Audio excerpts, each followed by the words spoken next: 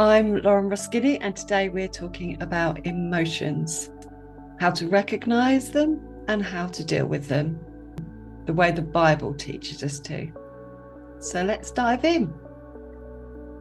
So emotions are part of our human nature. We were given them for a reason. God gave us them. Throughout the Bible, so many people talk about their emotions and how they're feeling. Just look at the Psalms. We'll come back to the Psalms in a little bit. But for now, I want to talk to you about the window of tolerance. In that window is how we tolerate situations and experiences, things that happen to us. It's about our resilience. So, how big is your window of tolerance? So if you see in this picture, above the window of tolerance, we have hyperarousal, and below the window of tolerance is hypoarousal. So hyperarousal shows us and expresses our fight or flight response. So this could be experiences of anxiety, panic, and irritability. And hypoarousal is basically the shutdown or freeze response, which can result in emotional numbness, disconnection, and even disassociation. So hypoarousal can be experienced through something called childhood emotional neglect. If you're not familiar with the term, it's basically when parents fail to respond to a child's emotional needs, mostly through no fault of their own. But my own personal story, the Lord revealed to me in a dream that this is what I was experiencing myself. And within 24 hours, I then had a session with a psychologist who said the same thing. So the Lord has really helped me through my own emotions and how to express them the right way. And he's done this continuously over the years. And childhood emotional neglect was just one of them. So I shut down. I had emotional numbness, that disconnection, and sometimes even a bit of disassociation because of the way I was brought up. Not blaming my parents. They did the best job that they knew how to do. But that was just one thing that I really struggled with. So as you can see with the window of tolerance and the hyperarousal and hypoarousal, we can tend to react to our situations and things that happen to us, or we can be fearful of our emotions. Again, this was something that I experienced, and I didn't realize I experienced until my session with my psychologist. I was fearful of my own emotions. I was fearful of feeling. And the reason that was because I have experienced in the past of when I was in that place of experiencing those negative emotions, let's call them negative emotions, I was led to self-harm or even not want to be alive. And so I became scared of my emotions. But the Lord revealed to me that that wasn't healthy. It wasn't what he wanted me to do. It's not what he wants us to do. He's given us emotions for a reason. And we can learn what they're for. And we don't have to sit with them. We don't have to be stuck with them. We don't have to be fearful of them. we need to put them in their right place and deal with them accordingly. And in a bit, we'll talk about how to recognize them and give them to God. But firstly, I just want to remind you that Jesus experienced emotions. Yes, he was fully God, but he was also fully human. Therefore, he experienced emotions too. So experiencing emotions in themselves is not a sin. It's what we do with them that matters. So Jesus wept in the Garden of Gethsemane is a good example of that. He wept when he found out Lazarus died, or afterwards with his sisters, before he went and raised him. He cried with them, he wept with them, he grieved with them. He felt compassion and anger. Expressing emotion wasn't a weakness for him, and it needn't be for us.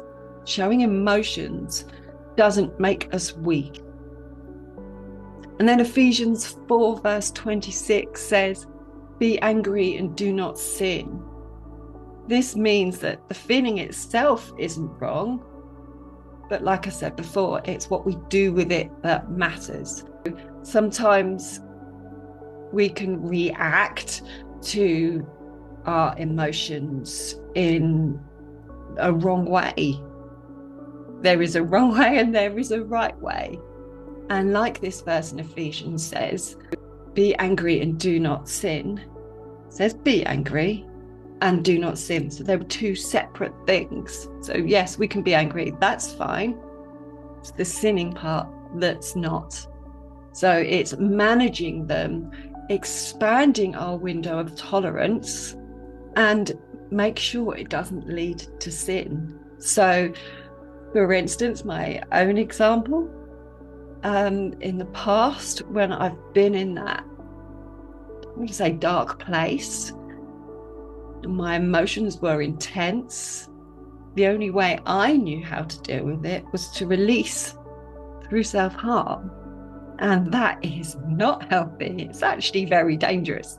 And with that came shame. So then there's a knock-on effect of more emotions, shame and guilt that came with that. So it doesn't help that emotional cycle.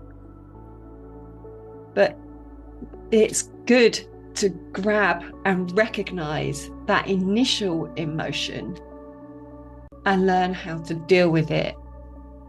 So firstly, if you are someone like me that struggles to put a pin on what emotions you're feeling, when I was going through that period of depression, I used to just say, oh, I'm just depressed, I'm just down. But really, I didn't realize that there are hundreds of different emotions that we can experience, which actually led to that depressed state. So it is important to name it instead of bury it. So ask yourself, how do I feel? I will put an emotions list in the description. It's not just happy and sad, anger. There were literally hundreds on there under different categories. So have a look at that. Start recognizing how you're feeling, but practice it. Add it to your daily to-do list or your goals, so you can start to recognize what emotions are, what emotions you are feeling. And then once we do that, once we get into a habit of recognizing those emotions, it is then easier to give them to God and let go of them. But we need to recognize them first. So using that list will help you to recognize them. The second step is to accept them. Okay, accept that, say you're feeling, I'm going to use my own examples, isolated, trapped, useless, depressed, frustrated. So I had to learn to pick each of those out, name them, accept them, find out why those emotions are there. So my reasons is my health. I've had 28 years of the neurocardiogenic syncope. I've had periods of remission, and every time it came back, I would go through this grief cycle again. And so what the Lord has shown me is to learn to pinpoint what that is, learn to accept it is what it is, the emotions I'm talking about, and experience them. It's crucial to experience them rather than shut them down and block them out and disconnect from them, because that can result to emotional numbness. And that goes back to the hypoarousal that we were talking about earlier. So accept them, experience them. So journaling has been a great outlet for me to experience them. Sitting with it, experiencing it. I'm talking about experiencing it for 5-10 minutes, not for days or weeks or months on end. Because as we know, emotions come and go. So we need to let them go. So recognize, accept, and experience them in the moment. Don't bury it, and then give them over to God. I'm going to give you a visual activity you can do. So close your eyes, take a deep breath. Now, that list that you have got of those emotions, imagine you are walking up a hill with a heavy backpack full of rocks. You realize you can't get up that hill because this backpack is weighing you down or slowing you down. So you stop. Take that backpack off, put it down, open it up. And I want you to take one rock out at a time and look at the rock. And there's a label on that rock with your emotions.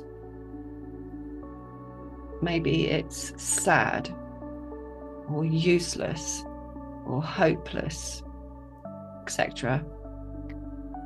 What does it say? Look at it. And then you realize that Jesus is right next to you. He has been all along.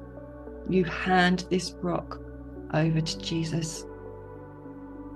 Don't forget to let go.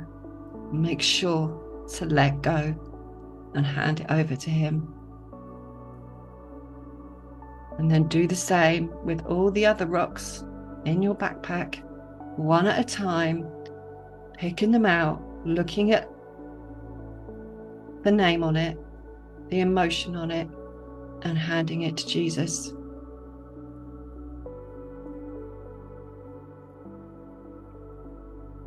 Okay, so that's just one activity you could do. The other way, and most important way, is lamenting. Lamenting is right throughout the Bible. We've got the book of Lamentations and the Psalms and many other examples, but they're the two that I'm going to talk about now, especially the Psalms. So the Psalms are full of David crying out. He was open and honest about his emotions, and he gave them to God. You see, the Psalms are full of how he was feeling and his experiences, but they worked in conjunction with prayer and recognizing God for who he is. So he experienced anger, despair, confusion. He doesn't censor himself before God. And that gives us permission to be real in prayer. It's time to get real with God. He wants us to get real with ourselves, and he wants us to get real with him. And that's what lamenting is. It's giving him your heart, pouring out your heart in prayer.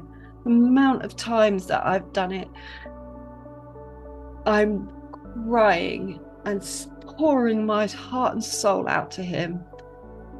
And you'll find when you do that, it is such a relief. And we don't need to be fearful of them. We don't need to be fearful of doing that, because God is love. He loves you unconditionally. He wants a relationship with you. He wants to talk to you. He wants you to talk to him. He wants you to be real with him. So give him your heart. Lament. So I hope today's video has been helpful for you. If you want to learn how to deal with stress and anxiety and improve your overall thinking and well-being, then grab your free stress management toolkit now. I'll put the link in the description. And like, share, and subscribe. God bless.